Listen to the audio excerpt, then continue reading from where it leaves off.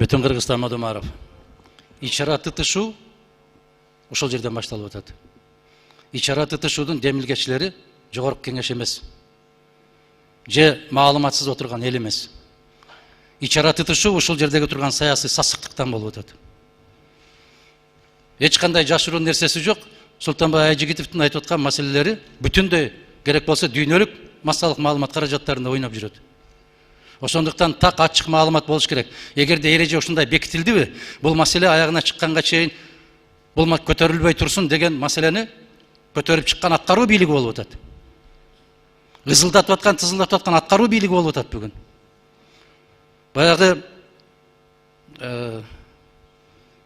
өзүн өзү мындай бир булгап алган жигит башка жакты сен булгадың дегендей эле сөз болуп атат бул маселе. Ошондуктан титиребестен, коркпостон бул маселелер керек болсо өтө чоң, жогорку трибуналардан айтылды. Бирок айтылган менен кыргыз бийлигинин ортосунда эки ажырымды пайда кылды. Бирөө айтат агрессор дейт, бирөө айтат эч кандай агрессия болгон эмес дейт. Мына ошол азаматтар өздөрү тактап алсын биринчи маселени.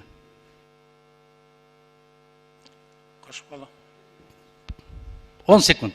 Ошондуктан мына жерде депутаттар эл менен жолугушуп келгендеки элдин пикирин айтабыз дегенде, давайте жабык эшик артында, давайте токтотолу деген маселени токтотушубуз керек Талант Мамытович. Бул жерде депутаттын өзүнүн пикири.